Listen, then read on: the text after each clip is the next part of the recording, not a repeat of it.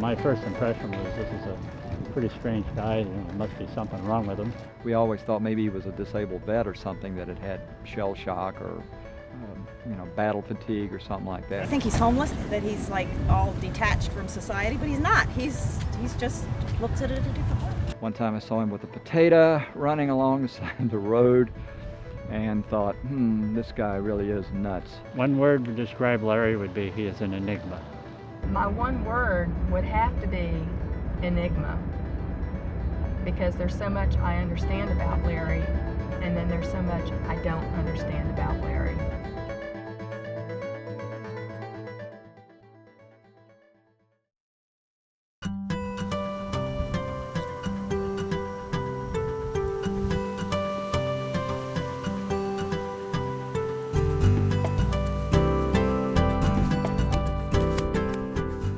I get this image, because I'm running sometimes, of a train, and then the conductor's announcing the stations.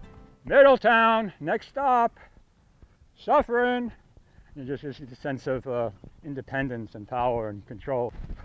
I've always walked. I've walked since I was 5. I like mobility, independence, and mobility. One of my favorite stories about Larry, which he will tell you in a heartbeat, is that he was second one year in the Guinness Books of Records. If he had made it, he ran over 12,000 miles in a year. And if you figure that out, it's something, I don't know, 200-300 miles a week. Why doesn't he run races and why doesn't he compete? Probably because it's not important to him. That's not the reason he runs. If he did run races, he would be probably in the top 5. Top 5, that's disappointing. Well, there's a lot of damn good runners still my age, but don't kid yourself, that's what it is. Well, I mean, I don't train, I don't do speed work or anything.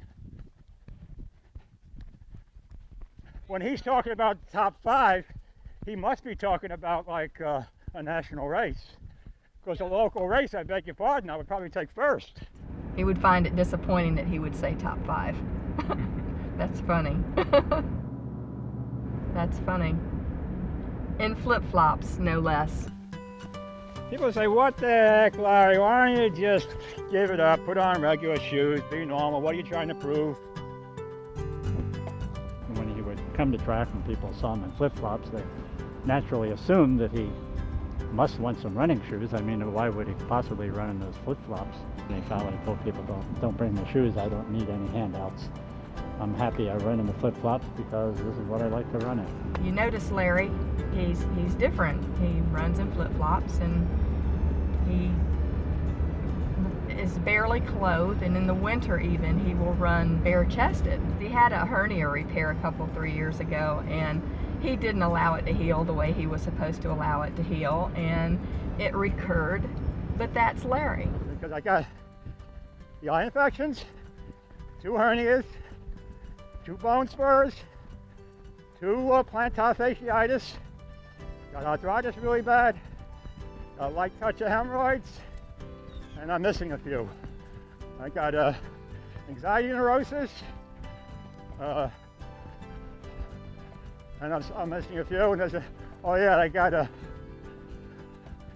floater in my eye, pre-stroke probably. It's the size of a grain of rice there, big dark floater. I got trouble with my balance, dizzy, and I kid you not, I know it sounds like hypochondriaville, but it's true.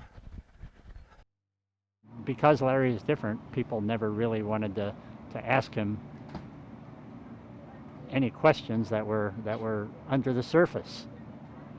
Any questions other than his running. You know, people say, hey, how you doing, Larry? How you running? How's your running going? No one ever said, Larry, how's your life? What's your life really like? Oh, I ran away from home a few times.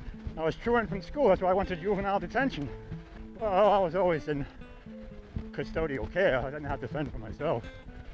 Forced arms and stuff. Would have been better off doing a Huckleberry Finn thing. Would have been much better off. He did a very brief stint in the service, and he probably wasn't mentally okay to be in the service, and he's probably got a small pension from the service. Yeah, I got a medical discharge. They took me up in the hospital. This was cut to the bone. Yeah, I was very drunk. I drank a bottle of bourbon that night. I put my fist through a department store window. I was AWOL at the time. I had my most reverent moments when drinking, and I had also the biggest problems when I was drinking. He was strolling past my house one day, and I was out working in the yard, and I just said, "How you doing, Larry?" And he said, "Are you happy?" And at the time, I was in a bad marriage, and I said, "Well, Larry, you know, my marriage isn't the greatest, but I'm basically a happy person." And he kind of looked down and shuffled his feet and said, "I envy you." He said, "I will never be happy." So I went up to a guy yesterday on the beach, a big guy who was running. He says, "Well, just what do you achieve from your running?" I told him nothing. People that see him or hear about him or whatever, half of them think he's crazy, and the people that know him know he's crazy, but only about running. As I got to know him, I realized there was that old adage, do not judge a book by its cover. Larry's a pretty normal guy.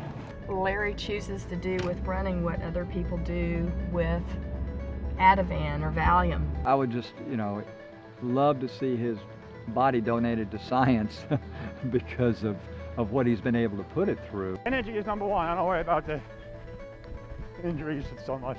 I worry about the energy, because I expect to be out here. If I'm out here when I'm old, I don't care if I only do 1 mile an hour.